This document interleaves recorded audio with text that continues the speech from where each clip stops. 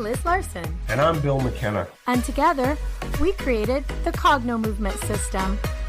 And we'd like to welcome you to the New Life Perspectives radio show, where we're going to be sharing with you tools, tips, and ideas that are going to change your life.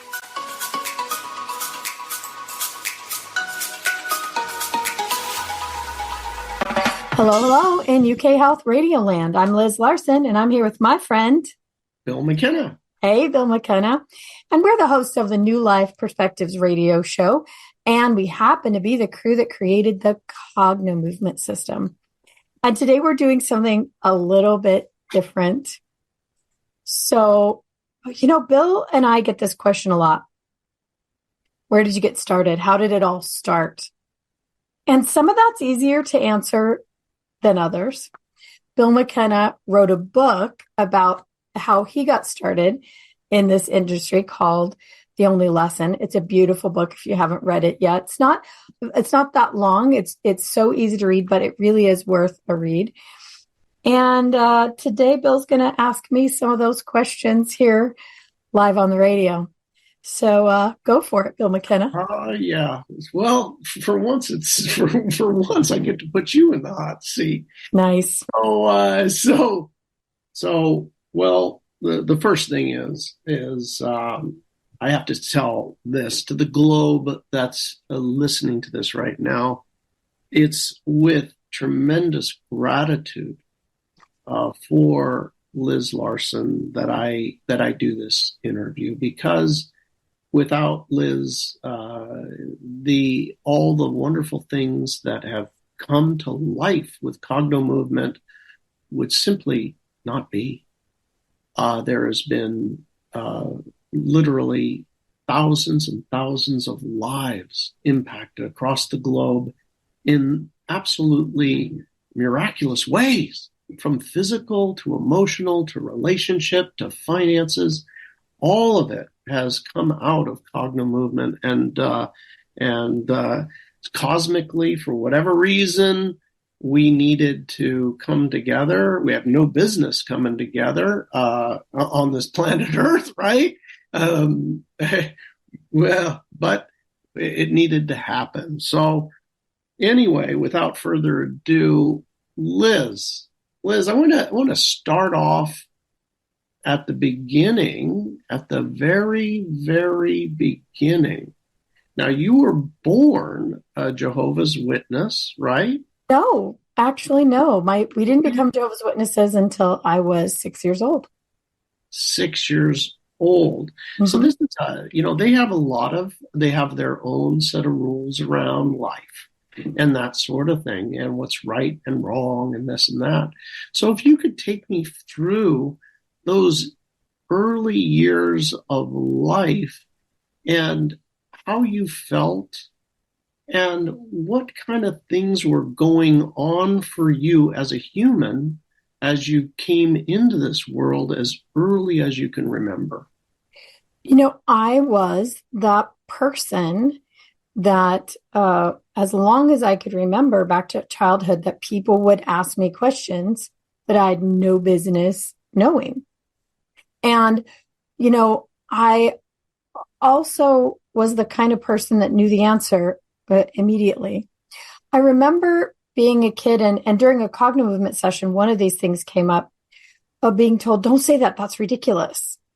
Because I think people were a little bit afraid of the things I could see and that I knew, but also they just couldn't help but ask. I was that kid that people would describe as an old soul, even though I had no idea what that meant. None at all. Didn't make any sense to me. I was also that kid that people would say was special, but I also had no idea what that meant.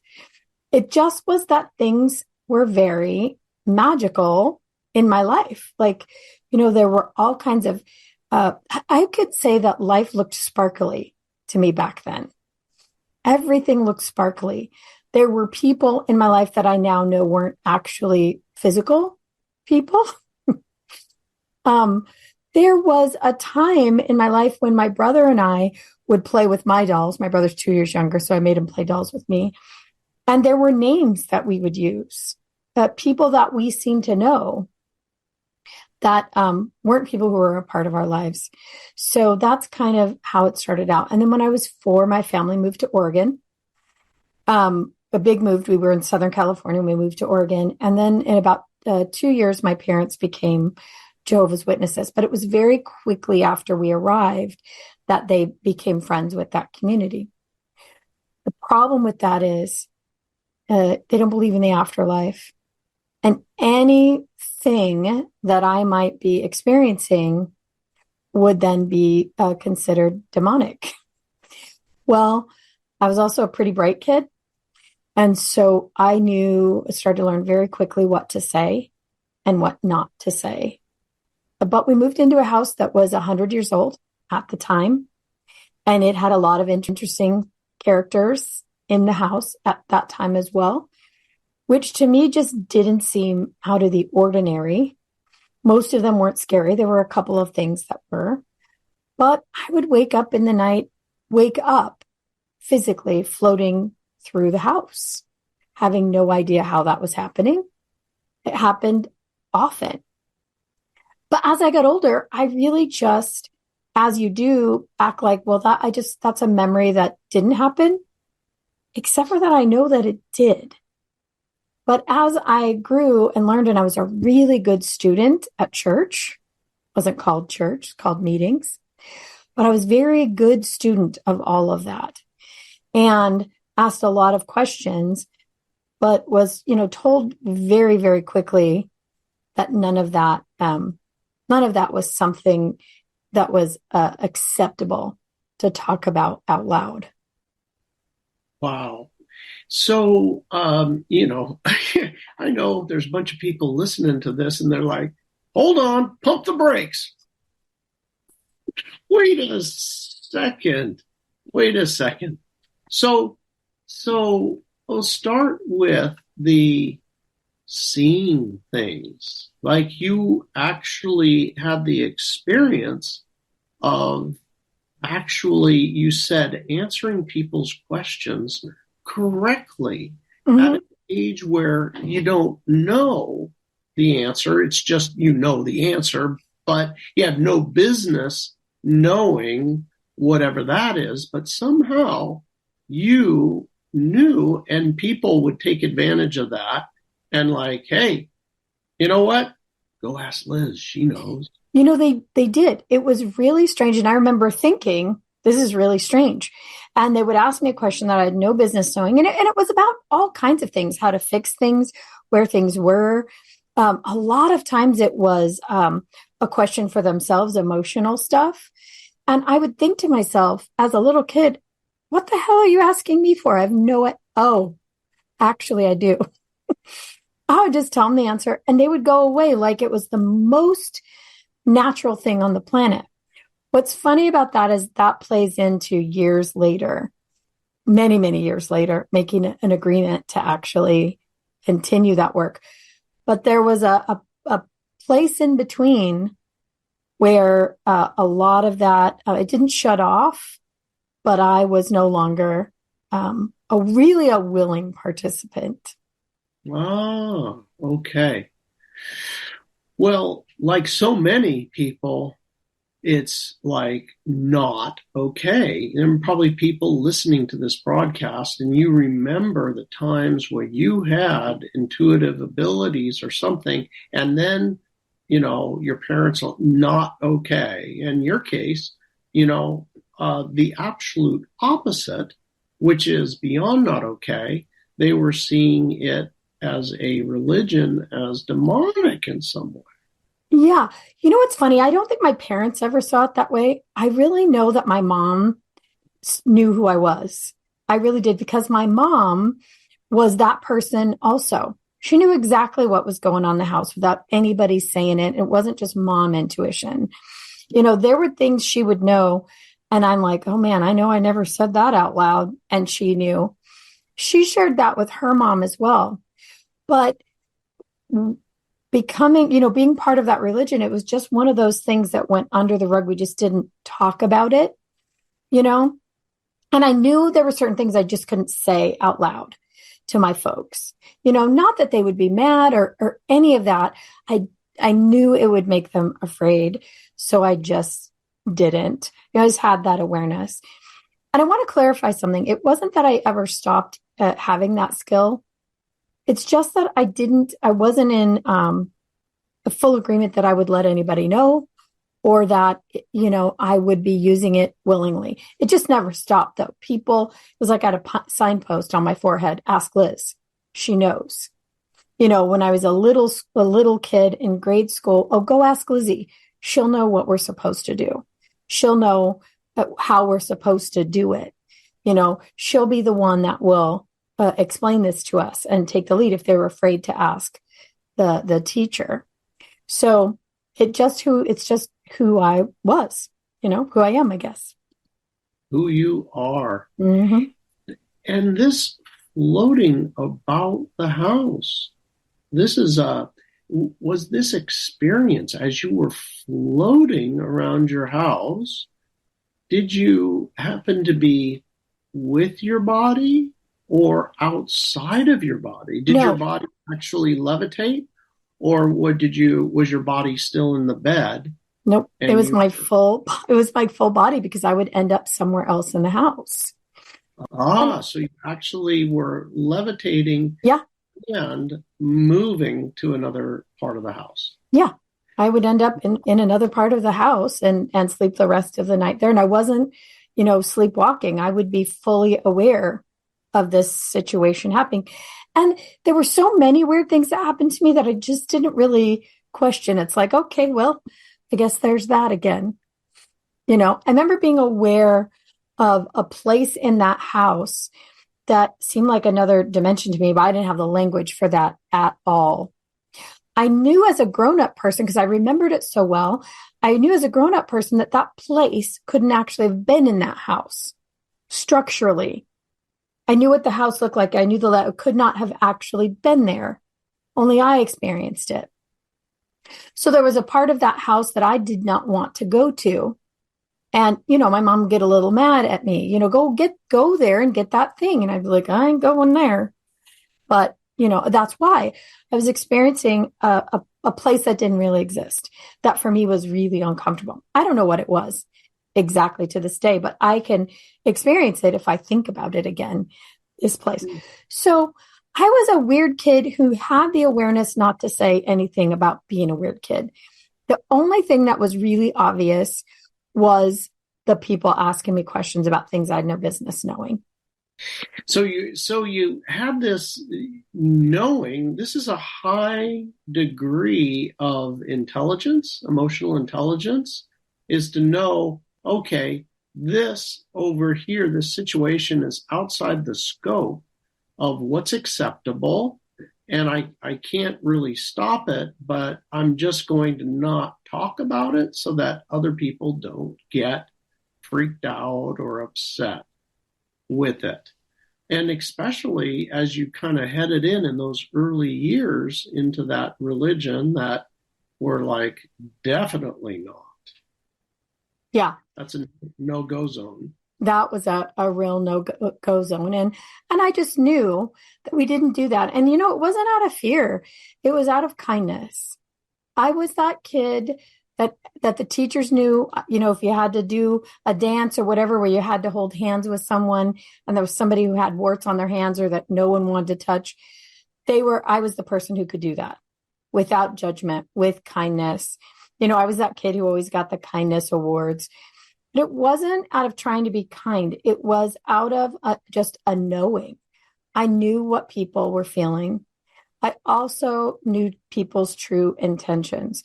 So as a kid, that was a little bit painful, experiencing other people's emotions and knowing who people really were. So that part was a little uncomfortable. But how it served me is that I was able to provide kindness to people who otherwise wouldn't have gotten kindness. Speaking of kindness, we have to hear some kind words from the UK Health Radio Network. So we will be right back. UK Health Radio, the station that makes you feel good.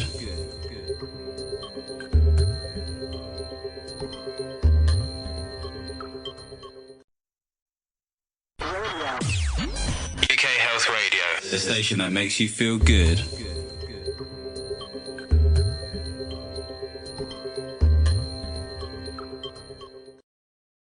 So, Liz Larson, my gosh, you were born with the ability innate to decipher people's true intentions. A very difficult thing because it can be extremely confusing.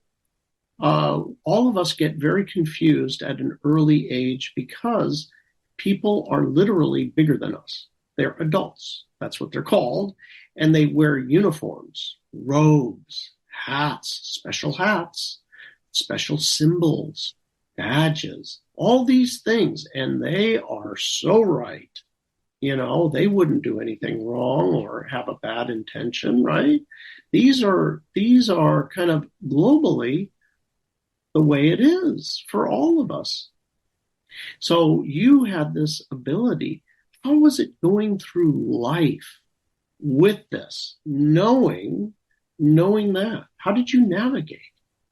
Well, actually, what's interesting, it was never confusing for me. I just knew exactly who a person was, and I would avoid them if I knew they were not great. I was really articulate, even as a very little kid. So sometimes, occasionally, if they crossed me, I let them know I knew who they were. Rarely. But it was often very confusing for them. It was rare that I did it. I mostly just avoided. But I had this just very clear sense. And there was always this sense of maybe being a lot older than I actually was. In fact, people perceived me as I got to be a teenager. A lot of times people would think I was actually a teacher at the school or an administrator at the school. There was kind of just that sense. As I was a young adult, they would hire me for jobs way older than I am or was at the time. They had this sense. So I also had that sense of being way older and just sort of knowing the truth about things. And so I just kind of went along with that. Went along with it. Okay. And you said earlier in this interview that there were things that you would see. You would see, not only would you know, but you would see. Tell us about that. Well, I mean, I think I'm not sure everything about what everything was that I saw. I know I could see dead people, not all the time, but sometimes. I think there were, help. In fact, I know there was some friendly things that were around me that assisted me, that were with me until 10. That was a real demarcation for me. And I'll share about that in a moment. But at 11, my grandfather died and he lived in our house. And he wasn't somebody that any of us liked. He was mean. He'd been a World War II vet, had a plate in his head, had a stroke. So it wasn't his fault, but he just wasn't the grandpa that you wanted to have around. Well, one day on the way to school, we were all getting ready for school and he had a heart attack. The ambulance had to come and get him. Around 11 o'clock that day, somehow, for some reason, we all went to school. That was a little weird, but we did. And around 11 o'clock, my mom had them call us to the office and tell us that he died. Well, I wasn't sad because he was really, had become unkind, mean to us as kids. And so, went through the day, still stayed at school, which is also a little bit weird, but we did. Went home, and that night, I got up in the night to go to the bathroom and get a drink like I always do. I have the bladder the size of a walnut. I know that's TMI, but, I'm a person who's up and down in the night anyway, and I was back then. Got up to go down the hallway, and I had to pass by his room, and I was aware there was someone in the room crying. I thought it might have been my mom. So I look in the room, and there's my grandpa, and he's crying. And I said, well, what's wrong? And he said, well, I don't understand why the family left me at the hospital. So I said, well, because you died. at the hospital, you had a heart attack and you died.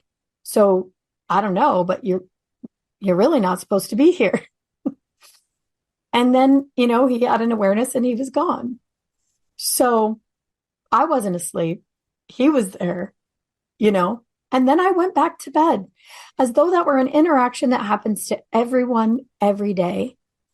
As I remember it now, it wasn't with big emotion. It wasn't like, oh my God, I just saw Grandpa. I never told anyone until I was a grown-up. I told, a couple of people. I may have told my mom at one point. And it was weird.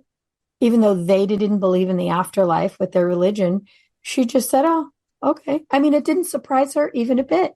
Wouldn't have shocked me if she didn't have a similar experience. She wasn't surprised. Just, yeah, okay. Wow. That was good. That was very good that your mom was able to, just listen to you and accept. And she was also obviously, cut from the same cloth. Yeah. Well, that she knew it's true, right? She knows it's the truth. Yeah. Yeah. Wow. So tell us, 10 years old, there was some line of demarcation in your life. What happened to you at 10 years old? Well, this is an interesting thing. I was really like a unicorn, like, woohoo, look what I can do, happy as a kid. My life just felt really magical. I had these amazing, amazing parents. I had siblings that were fine. We had a pool. We were the only one in our neighborhood who had a pool. And our family just invited people over, and they were wonderful humans, very well liked in their congregation in the neighborhood, and just amazing. Well, one night I'm evidently partially awake. And, as I look back, I would have said maybe I wasn't fully awake at the time, but I'm looking into the, I had a canopy bed. My mom had built me with her own hands this gorgeous canopy bed. And I was the only girl in the family. So I'm seeing fireflies all around the room. At least that's the memory I have of it. I'm aware maybe it wasn't accurate that it was fireflies, but lights everywhere. And I'm just fascinated watching them. And for years, I thought one came down towards me and frightened me, but I sat straight up in the bed and shrieked. I woke the whole house up. I was absolutely not terrified, but something had happened. And I didn't realize till years later what exactly it was that happened, but everything changed after that moment. I became kind of depressed, but I could also see the world for what it was. And it was uncomfortable and it was dark. And my friends that I had seen for all my life were not there anymore. I think what happened, and this is just my impression, and is that my umbilical cord was cut. I think I had to do life like everybody else had to do life at that point. I knew what I was here to do, but I wasn't all that willing at that point after. And life became more difficult. I mean, I still had amazing parents. I still had a good life. I had nothing to complain about, but I became uncomfortable around other people. I became aware, self-aware physically, like I'd never been before, like uncomfortable with the shape of myself. And, that's a lot of that's just becoming, going into puberty, but it was a very sharp line of demarcation. Now, here's something I've told almost no one in my life, but it's important. From that moment on, I had this idea that I had actually died in that moment or went into a coma. And it was though I was in that bed in a coma, and there was some other part of me experiencing this hard life.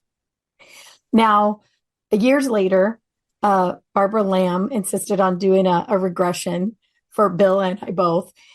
And a little bit of that was answered about what that was. And it really was what I thought. It was a really cutting of the extra help, that I had. So life couldn't look quite so magical. I still had to do the thing. I had to do the earth thing where things get uncomfortable.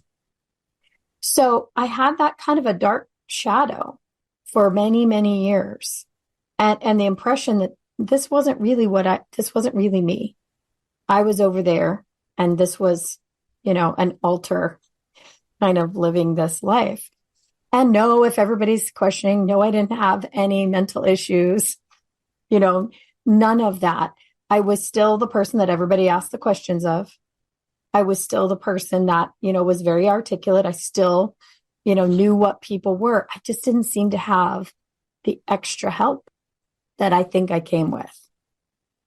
And also was that you described prior to 10 years old and prior to this firefly experience that there was a certain joy, a lightness to you, like this very light being that was just filled with happiness and joy and able to really just simply, flitter through life, having fun and unencumbered. And then afterwards, that part of you basically went dormant. Yeah. The sparkle was gone for sure. That freeness, that, kind of interacting, almost like I really belonged here and then I didn't. Then I just felt like I didn't. I was really, I think, uncomfortable on the planet, Wow. Now, you said something really important. I know the listeners out there are listening is like, I knew what I had come to do. I knew my purpose. So you already knew this when you were in the sparkle phase prior to 10 years old. You knew then what you came to do? I knew. I always knew that. You always knew. That ability to answer the question that I was asked, that's what it was about, that I was here to help people. That was it. Here to help people. And I think I always knew that I was here to help a lot of people move to a higher understanding. But, then I'm part of a group that is not about that at all. And this particular group, you become very close. And if you reveal anything like that, you're not only kicked out of the group, but no one can talk to you again. You're shunned, essentially. They call it disfellowshipping. So now it becomes all the more important to not reveal that. So I started finding ways that I could do that without being revealed. So, for example, I was the Dear Abby of my high school newspaper for 4 years. No one ever had an idea. I revealed it later on to my girlfriends, like not even my closest friends knew. And I revealed it to my girlfriends when we were adults, and they were like, "Oh my God, that was you. I always thought that was a school counselor." But weirdly, the school assigned me the position that should have been gone to a school counselor. And I knew the answers to the questions, and I answered them. When we would have events at the school, they always set me up like a fortune teller. I never said a word to anybody. Nobody knew. I would never have revealed it, not even to my closest friends, but they also knew. You need to know something, go ask Liz. So they would set me up as a fortune teller, which was super embarrassing, actually, for me, and painful. 2 of the kids in my class came in for readings, and they were people that I knew. One was a girl I'd grown up with my whole life. The other was a boy who kind of liked me. And I knew when they were going to pass. One was very quickly after high school, and the other was a little later, and that was hard because I had to carry that with me, until it eventually did happen in both cases. So there were things like that, but I did do the work, just covertly and reluctantly. Wow. So you said, take us through. There was another thing that you said. There was a point in time, and I'm sure there's something that led up to this, but you said, I made an agreement. So tell us about what happened before and what led up to a agreement, and what was the agreement? So the If you agreement, can or willing. yeah, yeah, I can tell parts of it for sure. So it came a lot later. So before that, it would have made sense for me to go into counseling, but I couldn't do that. I couldn't sit in the room and feel everyone's emotions. And, I couldn't do that. That would have made sense for me. So every step of the way, I avoided the education that I would have needed for that. In fact, it was a little bit weird the way that I would be pushed away from things and towards other things, educational wise. I went towards music for a while, which I was very good at. I went towards business after that. I was avoiding the giving people the answers to questions with my whole being. I somehow had gotten the idea that all of that was less than, that was a thing that people did who weren't smart. So I needed to do the smart things, right? I needed to do the business things. I needed to do the linear things. And yet there was always this thing. I was the person that people would come ask the questions of. I was the person who was at 19 put in a manager position over someone who was in their 60s. It was ridiculous on the part of the store owner, just ridiculous. But that's how people saw me. So eventually in my avoidance, I ended up being the owner and the CEO of car dealerships with my family. And I'd started to dabble, taken a few classes, on the side, but they were very linear, which was the Sedona method, which is very simple. Could you, would you, when? So there's nothing woo-woo about it. There was nothing spiritual about it. It was just a way to help people clear blocks. Only at the meeting that I went to, I had an encounter with these helpers again. They showed up. Oh, they showed back up again? Yeah, they did. So I was at this session, this Sedona method session, and it's very straightforward. Could you let it go? Would you let it go? When? And they had us do this thing where you look at someone else in the eyes. I just hate that process. But, you're sitting there staring at someone's face. So they said, don't do it with anyone that you knew or you came with. But I did know this one woman kind of, and she kind of knew me. And she really didn't want to do this with some of the people in the room. She's like, Liz, come over. So I'm sitting looking at her. And as I'm looking at her, she was very, very gray, white haired. She was ill, very, very gray, white skin, no makeup of any kind on, like the negative of that.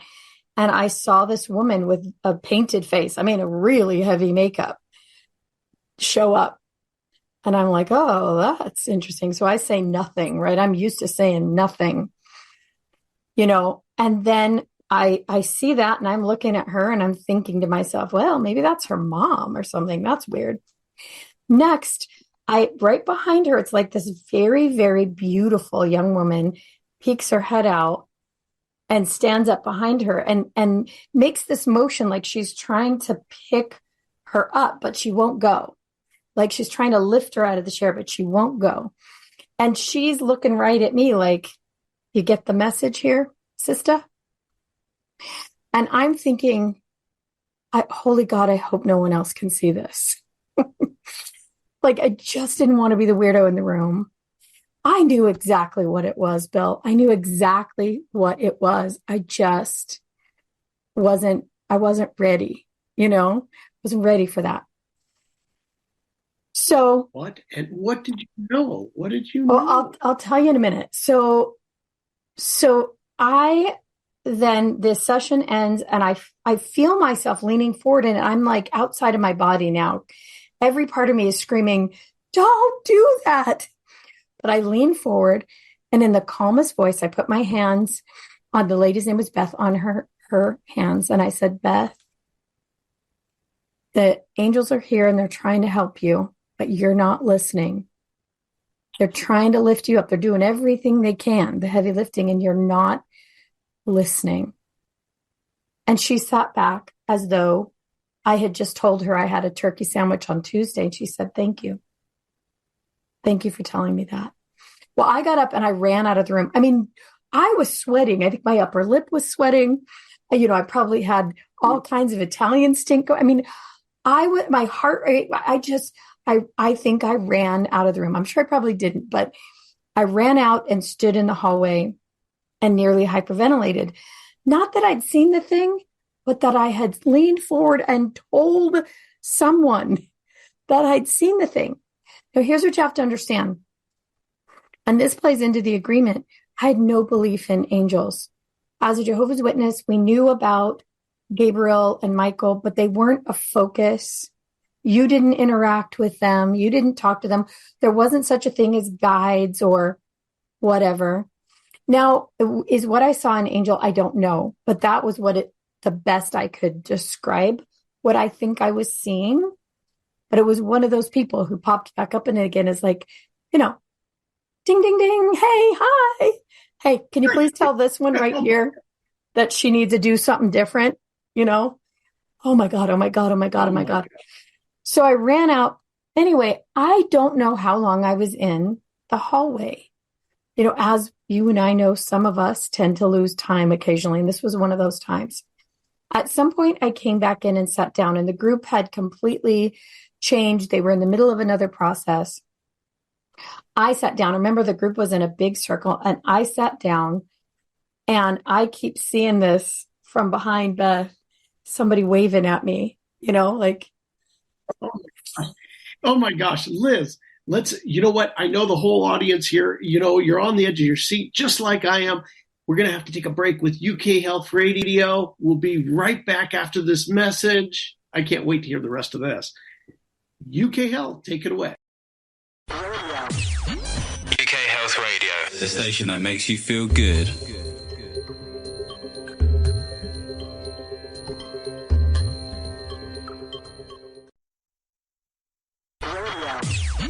UK Health Radio, the station that makes you feel good.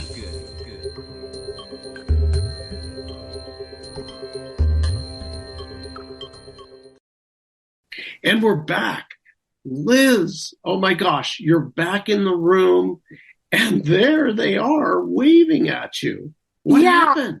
Yeah, I mean, and at that point it was more than one. And I am literally just trying to be normal in the room, just trying to be normal. At this point, the whole room, goes bright white. I don't know if it was lights in the room, like otherworldly lights, or if I was ready to pass out. I'm not sure, but I just did not want to be discovered as this, right? So later on in the day, Beth comes back and she said, was there any other message for me? And I'm like, oh my God, what are you doing? Like, don't ask me this. And I said no, and then immediately gave her the next message, about what she needed to be doing with her health and with her life. And that she really was on the verge of passing, but she had work to do. And so they needed her to get her act together. Like, really, that was the message.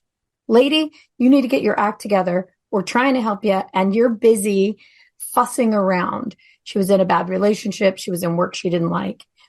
Well, I found out later that she took that message and went. She ended up getting out of the relationship. She found someone else. She moved to Hawaii, living a vibrant, beautiful life as a healer and a teacher. But, in that moment, I just didn't want to be me that gave that answer. So I drove from that class directly to sign the papers for what would have been our biggest car dealership, knowing I shouldn't be doing that, knowing for sure I shouldn't be doing that. Every fiber of my being knew better, but it's what I did. Well, we ended up getting, chewed up and spit out of that some years later. Banking collapse in 2010, 2011. It was horrifying. It was so painful. I didn't want to be on the planet in that situation. All of my family was involved. And I was desperate at this point. I just didn't want our lives to be destroyed, right? So I made an agreement with, at the time, it was funny because I had started talking to Archangel Michael. Now, I still don't know if it's Archangel Michael or not, but that's the name that someone had suggested to say. So I did it. I'm just talking to anybody, no one in particular, but, that was the name. And I said, all right. I remember I was driving in the car. I know exactly where I was on the planet. I'll do it. I'll do the work. If you just help us through the situation, like it was a negotiation, I'll do it. Wherever you send me, I'll say the thing. Just tell me where to go. I'll do it. I'll do the work. And I remember after that it would be at the mall, and I would tell my husband, I got to go stand in the purse department. Well, I don't buy purses and bags. I'm not that kind of a gal. Purse department. Oh, are you working? Yeah, I'm working. Even he knew at the time. So I would go stand in the purse department. And I remember this one night, there was nobody there. It was like 8:00 at night, and there was nobody in the purse department.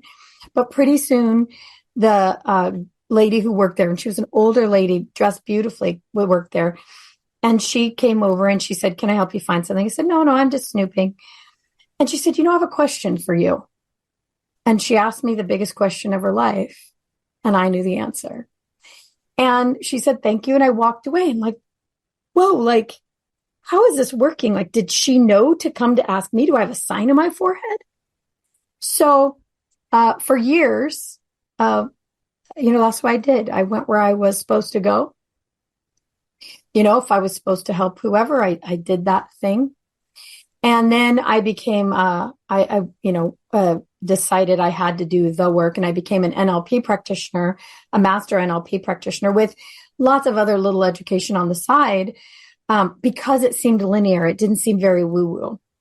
Of course, it went woo-woo on me, but it seemed linear. It seemed logical. It seemed thoughtful. It did not seem like, I was a fortune teller. So it was acceptable. So then when, not that many years later, there was an opportunity. I met Bill McKenna. Everything came together. Bill had this weird idea about a ball. That was it. I knew it was it. I knew I had to put my attention on it and my full attention on it. And then, this thing happened so rapidly with Cogna Movement, and it still continues, and I still do the work. This morning, I had been asked, how did this whole thing start? And I would give the short answer of how Bill and I met and, the magic of that. But I never really told the full truth about it. And this morning, that was the work. That was the direction. You got to tell the truth. And I don't know why. I don't know why today's the day, but it is. And maybe it's that it helps somebody else. Maybe somebody else will hear my story and be like, oh my God, that's me. And they'll understand what they're here to do. So it's funny. Recently somebody did an astrological reading, and somebody else did a human design reading. And I never instigate those. I'm just not that interested because I know what I'm here to do. And both of those reports, there was nothing else on there, but basically a person who knows how to read those, a description of what we do. That's it. That's the reason. And so there's many other things. They actually describe. Yeah, they described it. That they describe, this is what you're here to do. Yeah. Without knowing all of that. Yeah, wow. Exactly. Yeah, this is what I'm here to do. And by now, lots of has transpired, and I know that for sure. I know what I do when I'm not here on this planet. It has to do with teaching as well. I know where it is. That's what I do all night long in my sleep. So I know what it is now. And now I don't have any problem with the dedication to the work. I just never was willing to admit to, I think maybe some of the things that somebody might describe as the metaphysical aspects that came before. There's a reason I know things about the neurology I have no business knowing. There's a reason for it, and that continues. So that's really. I mean, there's help. If you were to ask me, do I channel a particular group? No, I don't. I guess there's information that comes. Do I know who they are? No, I don't. I have names that I use, but it's just the name that it showed up in the moment. And maybe it's the correct one. I'm just not the kind of person to put a lot of emphasis on it because the work's too important. I know that Bill and I are here to raise the consciousness of the planet through this work particularly. And there are other people around the planet who are receiving different kinds of work, equally important, that can speak to the people that they can reach. We can reach people who are ready for a technology, physical, logical, that can change their life. And I also think we're here for the people who are ready to live tons and tons of karma in this lifetime. Like the people we meet have had so much crap happen to them. They're ready to clear it out one by one and very, very rapidly so that they can serve. Bill and I tend to serve the group of people who are high-level teachers themselves so that they can go on and impact those that they're meant to reach. So there you have it, Bill McKenna. Oh my gosh, Liz Larson, amazing stuff. Talk about, unveiling, right? This takes a lot to tell the truth, and because it's hard, right? You're listening to this and, a lot of it sounds like, oh my God, wait, somebody levitated, somebody actually sees things. All of those things are actually true. You might not think they're true until, as I say, things become real for you when they're real in your experience. There was a point in my life when levitation was something that, that's in the cartoons, or something. And it sure would be nice because I'd like to do that. But once you actually see it and that it's real life and it's really happening, then, oh my God, it's like, kind of like at a certain point in my life, UFOs were 100% false. Mm-hmm. Absolutely false. And that is, do not waste my time about talking about that because it is so full of it until you actually see one. And then you're like, holy cow, it's real. It actually is real. So anyway, the world is waking up to that reality. But these other things that Liz is talking about, again, these are actual real things. And I wouldn't have believed it in a million years until it became real in my actual experience. And I guess that's one of the things, right? The fact we can get along because, I know it's the damn truth, you know? And also there's a harmonization of our mission to be of service, to people individually and to serve the other people that are here to be the force multiplier, that are here to help the masses. Yeah. There's about 1,000 other weird things that you and I could share with everybody, but we just have 1 minute left. And there is one really important thing that I want to share. On our website, it says, become who you're always meant to be.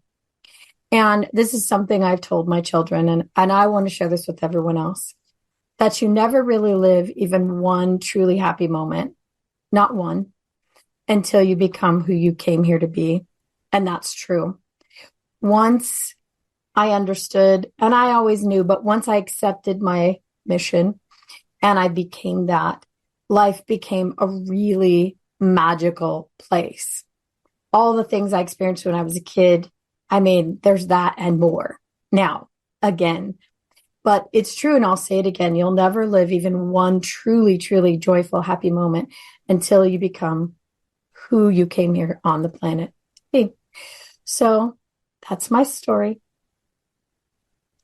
Thank you. Thank you, Liz, for not only having the courage to tell everybody your story, but to actually live it, to live that, and to become who you were meant to be, to let go and actually do it. And now she's out the closet, everybody. She's out the closet. The broom closet, right? All right, you guys. So, all right, now that we're done telling tales, we will be back again next week with some really interesting conversations. So until then, be safe and be well. Thanks for being here, Bill McKenna. And if you want some more stuff, 2 free ebooks, cognomovement.com. That's cognomovement.com.